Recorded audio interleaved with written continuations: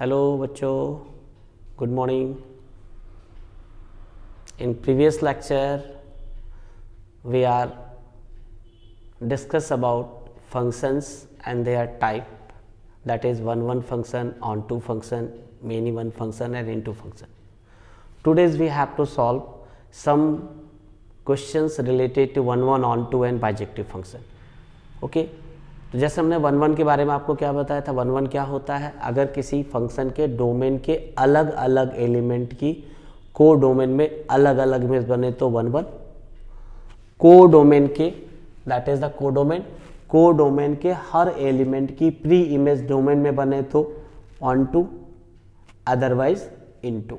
बस ये बेसिक है, सिर्फ हमें लिखना है, प्रैक्टिस करनी है, इतना ध्यान रखना है. तो आज हम लोग एक्सरसाइज 1.2 का क्वेश्चन नंबर 1 पहले देखते हैं. See this is a question. So that f such that R0 where R0 means all real number except 0. Function हमारा fx is equal to 1/x आपने पढ़ा है. This is a reciprocal function, इसको आप polynomial rational function भी कह सकते हो. हमें प्रूव करना है कि क्या ये 1 ऑन टू है. अगर हम इसके डोमेन R0 को नेचुरल नंबर से रिप्लेस कर दें और को डोमेन को R0 रहने दें, क्या तब भी ये 1 ऑन टू होगा? आइए देखा जाए. तो सबसे पहले हम लोग इसके 1 को डिस्कस करने वाले हैं कि आखिर ये 1 है कि नहीं. तो 1 के लिए क्या करते थे हम लोग कि let x1 comma x2 belong to R0. कहाँ से? डोमेन. सच दैट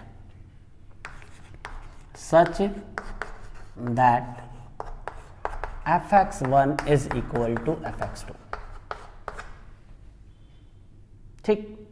तो यहां जब आप सॉल्व करोगे तो क्या मिलेगा आपको? What do you get? ये हो जाएगा 1/x1 is equal to 1/x2.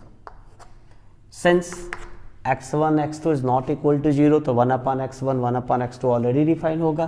तो x1 is equal to x2. तो हमने क्या देखा कि हमने ये देखा कि fx1 is equal to fx2 कि अगर हमने डोमेन से कोई दो एलिमेंट इस तरह से ली कि उनकी इमेज सेम है तो इज इम्प्लाई दैट वो एलिमेंट भी सेम आते हैं for all x1 comma x2 belong to R0.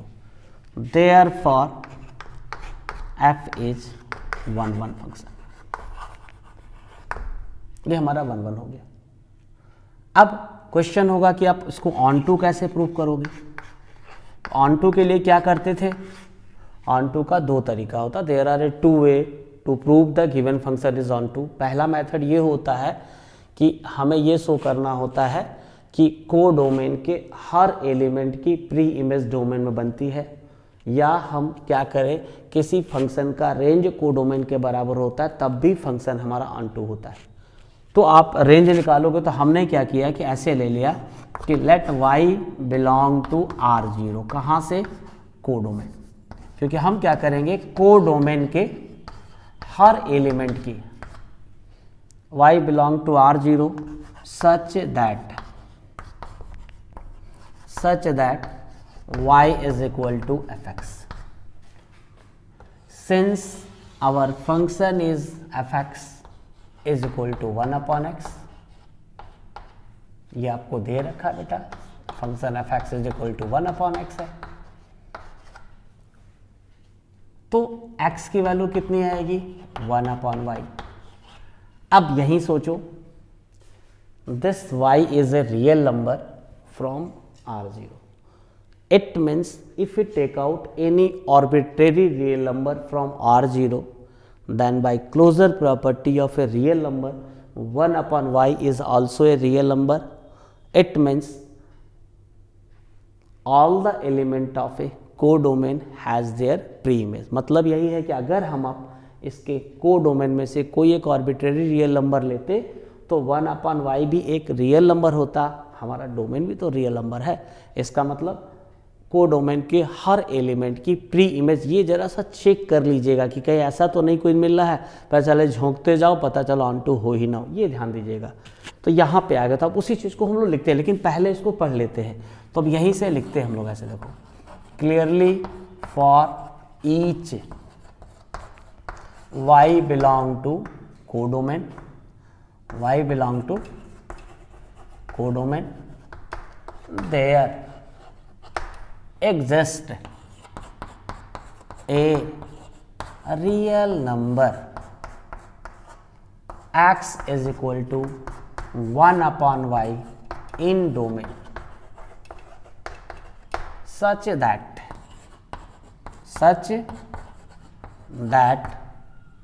fx is equal to, अब ध्यान से देखो बेटा, fx is equal to, since function fx is equal to this one, तो हम क्या करेंगे, इस x की जगह पे 1 अपॉन y पुटअप करेंगे। तो जैसे 1 अपॉन y पुटअप करोगे तो ये 1 अपॉन y हो जाएगा।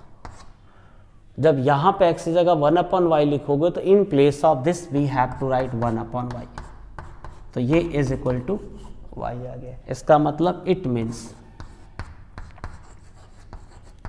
मीन्स है ना, all element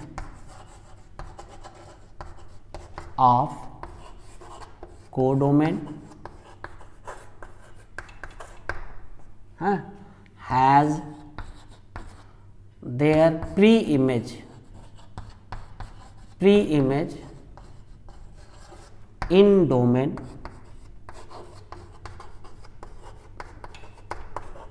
under f. Therefore, f is onto function. Since f is 1, 1 and onto, so given function fx is equal to 1 upon x is bijective function. कोई problem?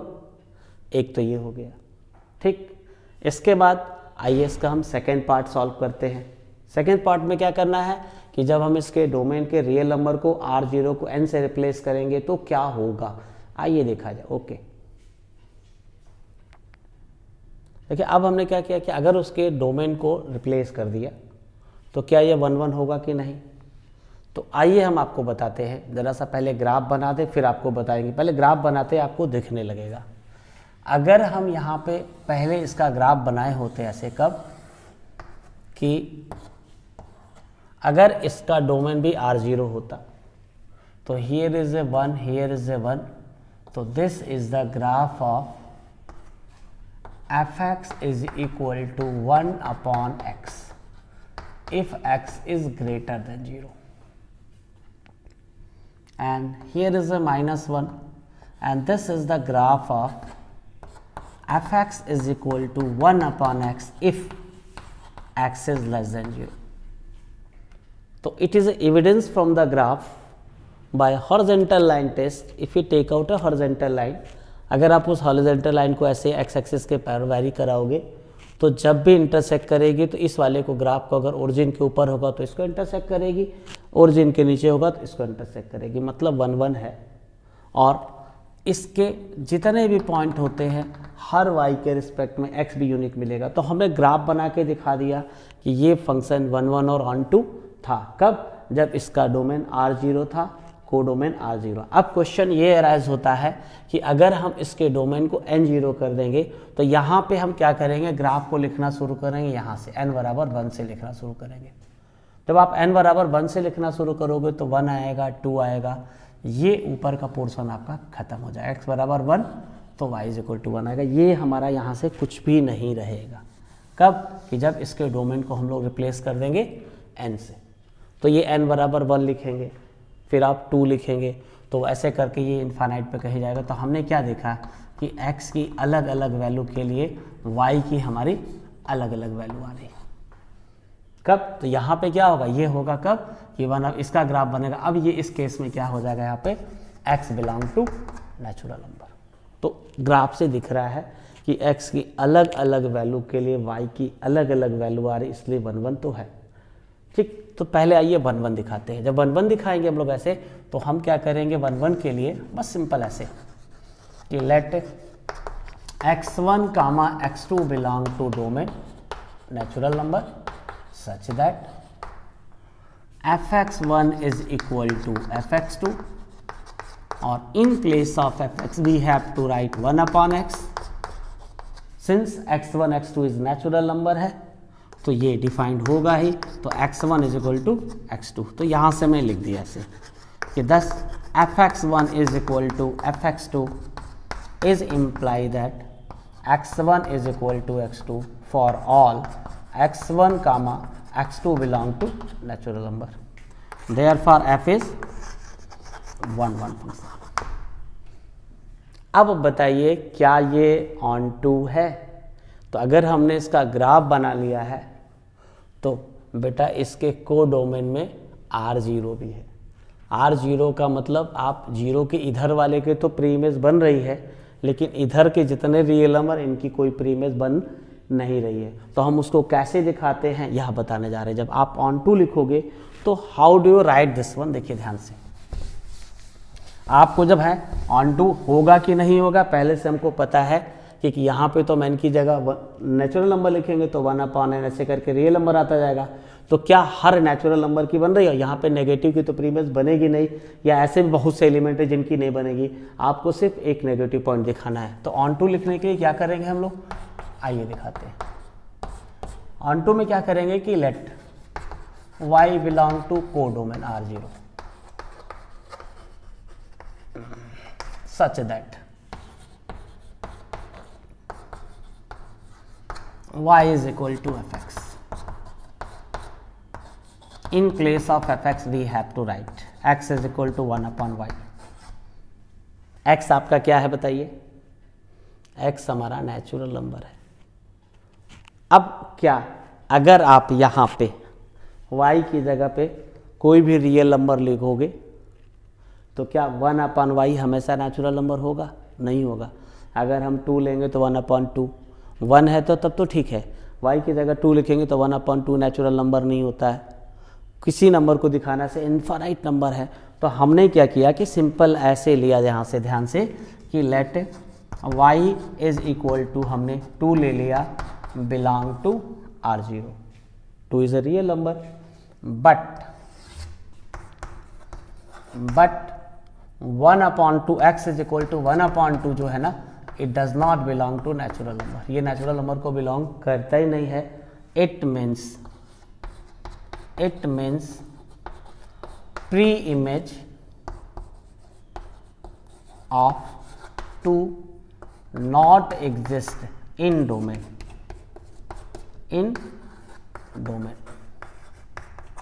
Therefore f कैसा हमारा, f is into function है, onto function नहीं है। तो बस यही है कि अगर डोमेन को हम लोग रिप्लेस करेंगे तो 1 1 तो था, लेकिन ये फंक्शन हमारा ऑन टू नहीं है। तो सबसे इंपॉर्टेंट यहीं पे आपको चेक करना होता है। ओके, आइए नेक्स्ट क्वेश्चन देखते हैं। इसके बाद आइए देखा जाए क्वेश्चन नंबर 2 में जो था वैसा चेक करना है। एक चीज ध्यान रखना कि अगर किसी फंक्शन का डोमेन नेचुरल नंबर हो, इंटीजर्स हो या होल नंबर हो तो एक मेथड बड़ा कारगर होता है, वो हमेशा फिट बैठता है। देख के आप तुरंत बता दोगे। जैसे मान लीजिए इसका डोमेन नेचुरल नंबर है तो हमको बहुत ज़्यादा लिखने की ज़रूरत नहीं है। आप सबसे पहले ऐसे एरो डायग्राम की हेल्प लो, आप तुरंत इसका आंसर लिख दोगे। This is a natural number, this is a natural number. तो डोमेन 1 2 3 4 5, हियर इज 1 2 3 4 5। तो हमने क्या देखा कि अगर यहाँ पे x की जगह 1 लिखेंगे तो 1 is related to 1, 2 is related to 4, 3 is related to 9, ऐसे बना दिया। इस तरह से 4 is related to 16, 5 is related to 25, ऐसा करते गए हम लोग। तो हमने क्या देखा कि डोमेन के अलग अलग एलिमेंट की को डोमेन में अलग अलग इमेज बन रही है। इसका मतलब ये 1 1 तो है। क्या ऑन टू दिख रहा है? साफ साफ दिख रहा है कि 2 की, 3 की, 5 की, 6 की, 7 की, 8 की प्री इमेज तो डोमेन में बन ही नहीं रही है।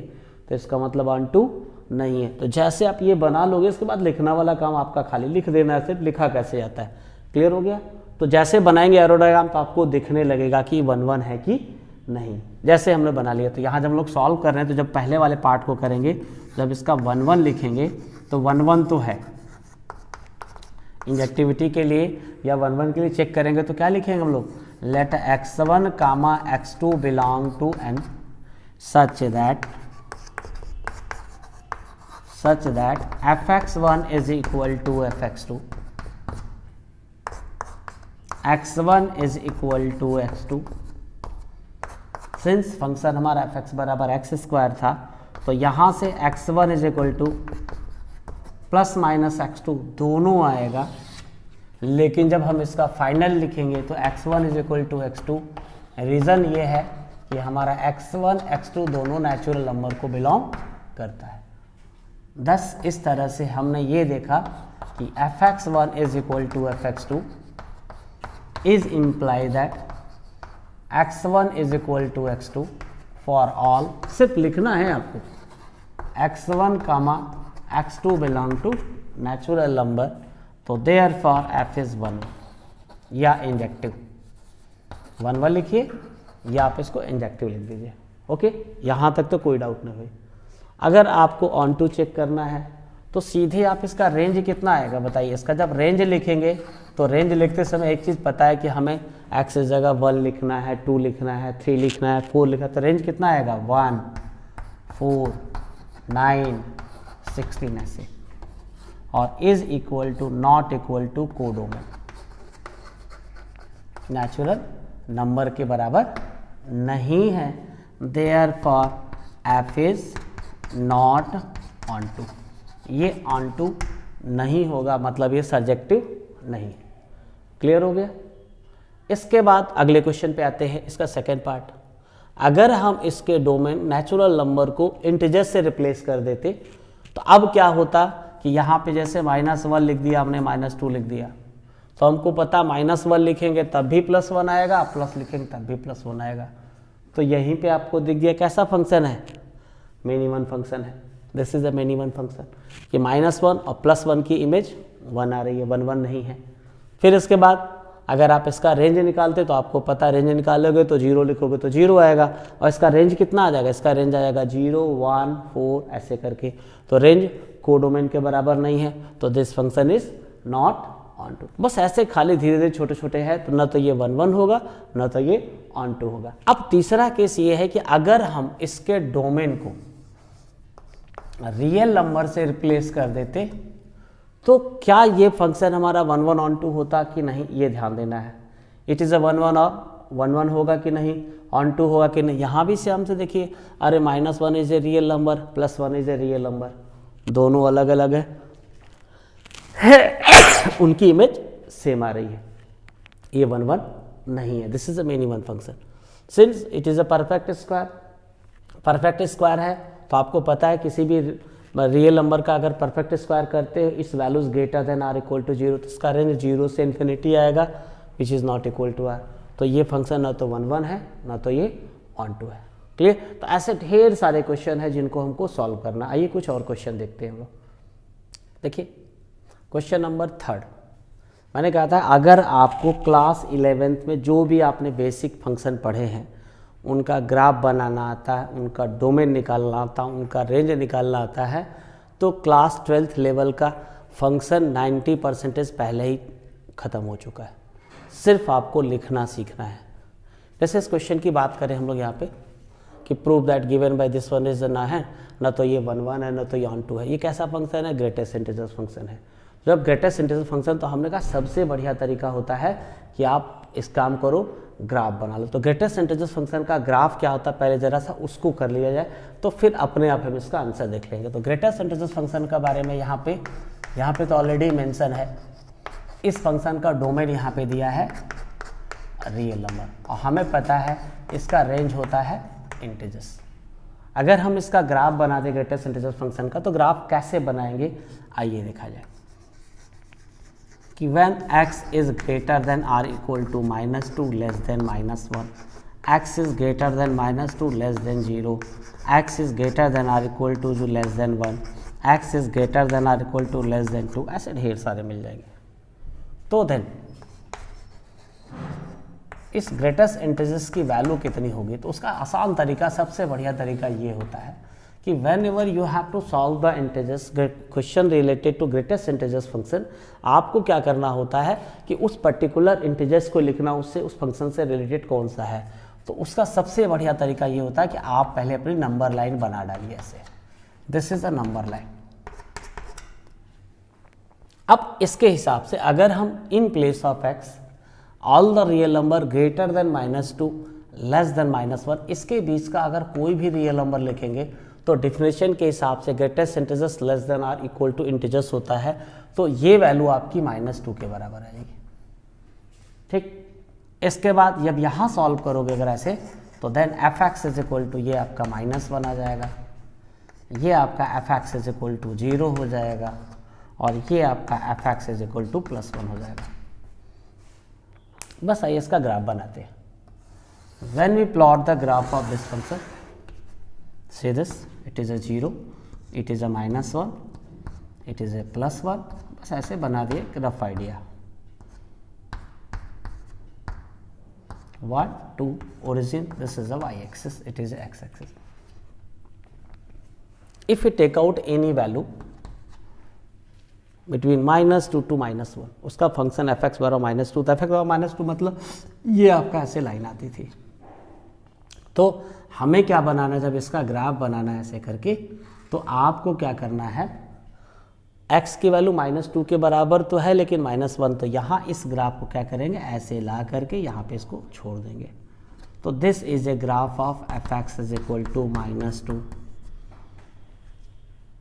व्हेन वैल्यू ऑफ x -1 0 के बीच में हो, तो आउटपुट -1 आ रहा है। तो यहाँ पे आप क्या करेंगे, ये इसको लाएंगे ऐसे और यहाँ पे धीरे से ऐसे हालो बना देंगे। This is a graph of f x is equal to -1। बस आपका क्वेश्चन का आंसर यहीं दिखने लगेगा, और ये आपका graph F x is equal to 0 का ग्राफ है। यहाँ पे ग्राफ आपका F x is equal to 1 का हो गया। अब आप बताइए कैसा फंक्शन है, ग्राफ बना दिया, क्वेश्चन सॉल्व हो गया। अगर हम यहाँ पे 1 से 2 के बीच में इनफाइनाइट रियल नंबर है, कोई वैल्यू लेंगे इसका आउटपुट तो 1 ही ना आएगा, तो this is a many one function. इसका रेंज कितना आता है, integers which is not equal to codomain. तो ये फंक्शन कैसा है, from graph it is evidence that this function is neither 1 nor on 2।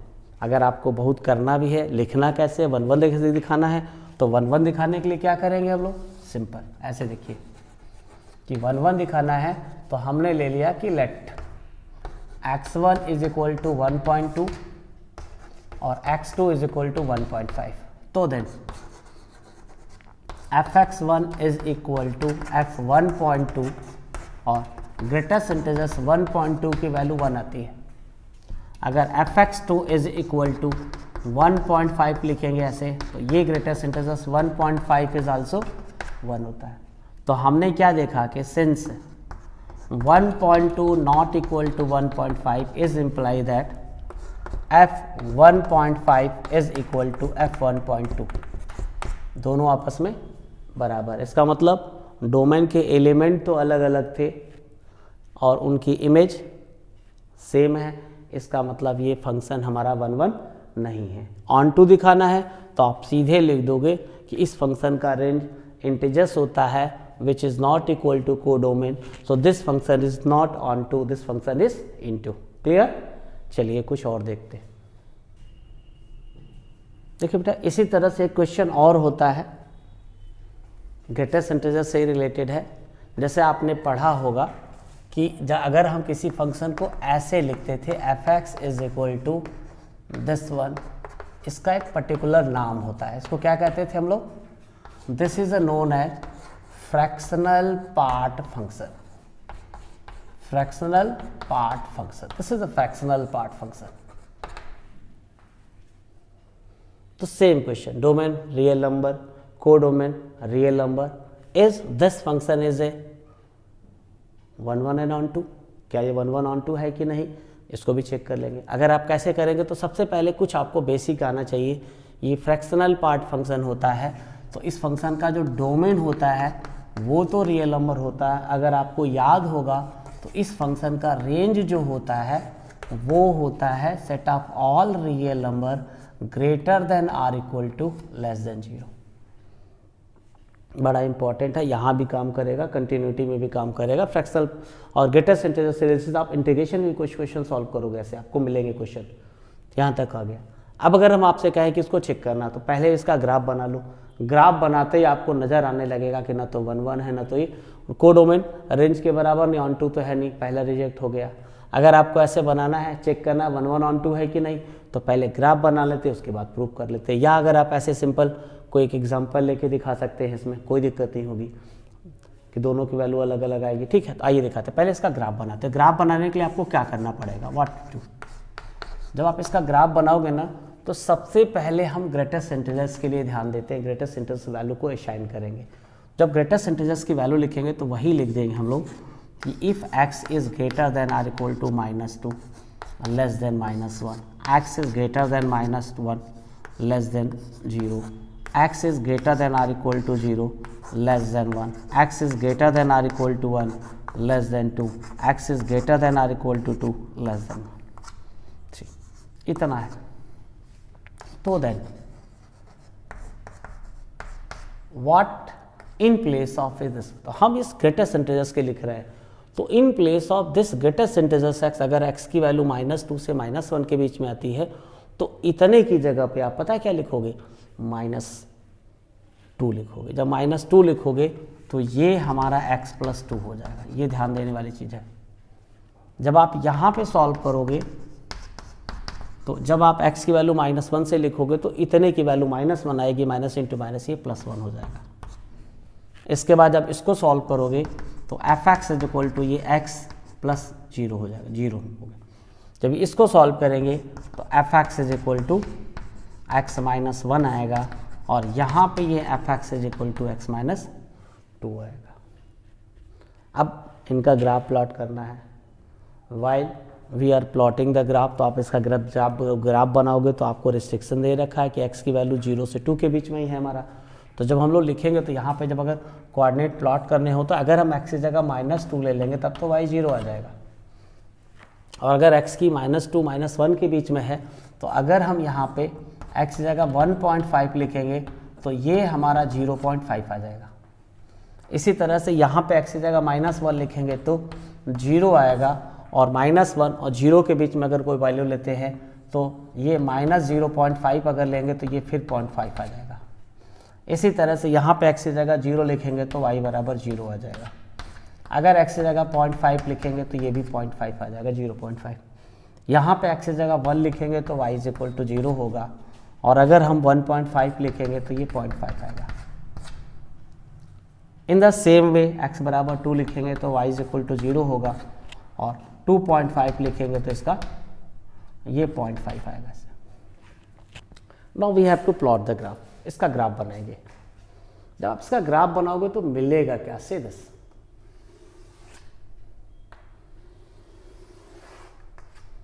this is a -1, it is a -2, it is a 1, it is a 2. This line is origin, it is a y-axis, it is x-axis. अब देखो बेटा graph, जब आपने graph बनाया है ना, x की जगह -2 तो y इज इक्वल टू 0, और x की जगह -1.5 तो यहाँ 0.5 आएगा। तो हम क्या करेंगे, इसको ऐसे लेंगे, यहाँ पे ऐसे करके मिला के छोड़ देंगे। This is a graph of f(x) is equal to कितना आ रहा है हमारा, x + 2। ये ग्राफ जो आता है आपका x + 1 का। अगर आप यहाँ ऐसे चलते हो तो this is a graph of f(x) is equal to x का। अब क्या ये 1 1 है कि नहीं, ये बताना है आपको। दिस इज अ 1 1 और नॉट, ये 1 1 होगा कि नहीं, ऑन टू तो नहीं है, क्योंकि पता है कि रेंज इसका 0 से 1 के बीच में आ रहा है, which is not equal to codomain. ये 1 1 है कि नहीं, इसी को ध्यान देना है आपको। अगर आप इसके डोमेन से ले रहे हो, क्या ये 1 1 है हमारा, बताइए। सामने दिख रहा है कि -2 -1 के बराबर नहीं है, ठीक है, लेकिन इसका आउटपुट 0 आ रहा है। तो आपने क्या देखा कि अगर हम ग्रेटेस्ट इंटीजर्स फंक्शन में डोमेन में कोई भी इंटीजर्स लिखते हैं तो उसका आउटपुट हमेशा 1 आता है। बस यही मिल गया। आप लिखना चाहोगे तो एग्ज़ाम में बच्चा क्या करेगा, ऐसे लिखेगा लेट x1 बराबर -1, x2 बराबर -2, बट fx1 और fx2 दोनों की वैल्यू 0 आ रही है, तो मतलब ना तो ये फंक्शन 1 है ना तो ये फंक्शन ऑन टू है.